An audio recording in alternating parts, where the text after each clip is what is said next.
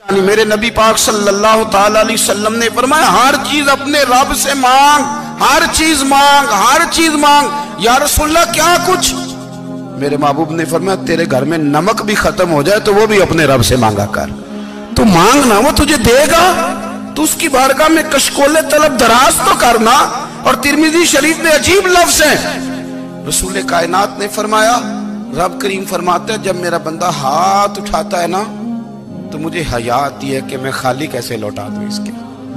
اتنے بڑے بادشاہ کی بارگاہ میں او بھائی، لوگوں سے عزتیں تلاش کرتے ہو تو وہ کیا تمہیں عزت دیں گے؟ وہ تو کل اچھا کہتے ہیں پرسوں برا کہنے لگ جاتے ہیں۔ لوگوں کے سامنے گڈ بک میں آنا چاہو گے تو وہ تو سویرے تمہارے بارے میں کچھ کہیں گے، شام کچھ اور کہیں گے۔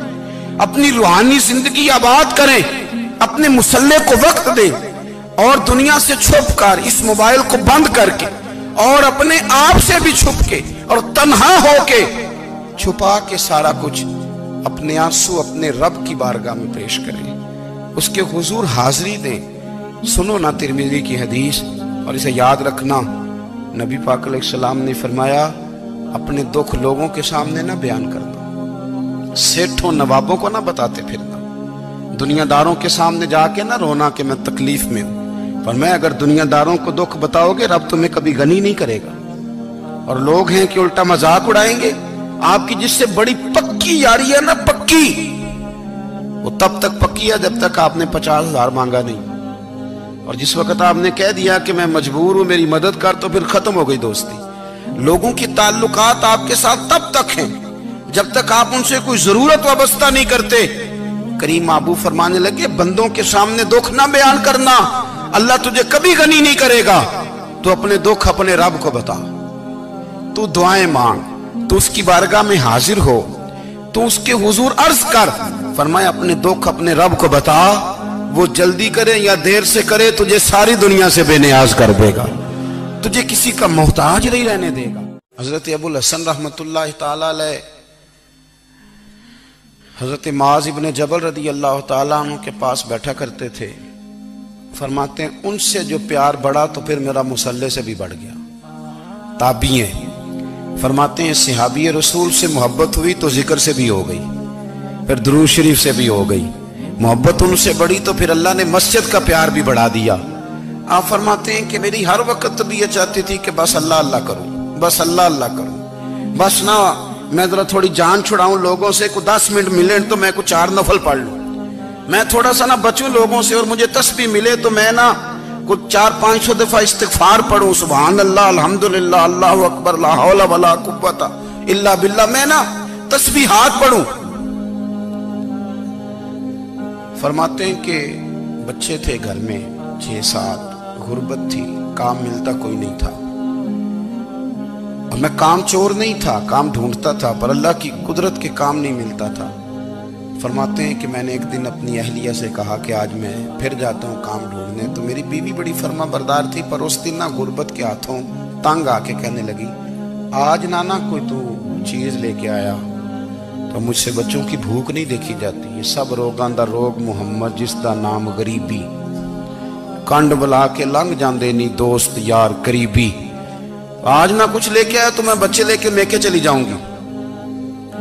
شیخ فرماتے ہیں کہ میں بڑا پریشان گھر سے نکلا، پر میں نے صبح سے لے کے زور تک کام ڈھونڈا، کام ملا کوئی نہیں، تو میرے دل میں خیال آیا چلو کام نہیں ملتا تو اللہ اللہ تو کرے نا، چلو بندوں کی مزدوری نہیں ملتی تو رب کریم کی عبادت ہی کرتے ہیں۔ فرماتے ہیں کہ میں نے نا فرات کے پانی سے وضو کیا، نہر کے، شدید دھوپ تھی، ساتھ ریت تھی اور ریت تپ رہی تھی، میں نے اپنا رومال وہیں مصلی کے طور پر بچھا لیا، اور فرماتے ہیں کہ زور سے لے کر عصر تک نماز پڑھی، دھوپ بھی پورے زور پہ، پر میرے سجدے کا ذوق بھی پورے زور پہ۔ فرماتے ہیں سورج بھی چمک رہا ہے اور رب کی عبادت کا ذوق بھی پورے زور پہ، میں سجدہ کروں تو پھر میرا اٹھانے کو جی نہ چاہے۔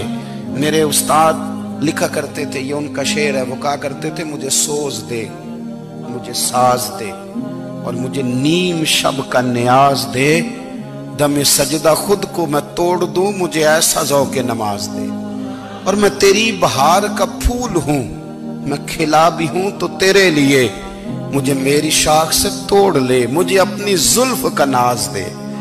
بھائی فرماتے ہیں کہ عصر تک میں نے نفل پڑھے، دل ڈھلنے لگا، عصر کی نماز پڑھی اور میں وہاں سے چلا۔ اب میں جب نکلنے لگا تو دل میں خیال آیا کہ چھوٹی چھوٹی دیواریں ہیں گھر کی، بغیر کچھ لیے جاؤں گا تو بیوی دور سے دیکھے گی تو شور کرے گی کہ پھر خالی ہاتھ آ گیا ہے۔ کہتے میں نے اپنی اسی رومال میں جس پہ میں نے نماز پڑھی تھی نا، رومال میں کی آخی دے پنجابی جو صافہ کہتے ہیں، اسی میں نا میں نے کچھ ریت بھر لی کہ وہ دور سے دیکھے گی تو سمجھے گی کچھ لے کے آیا ہے، چلو جا کے اسے بتا دوں گا کہ آج پھر مزدوری نہیں ملی۔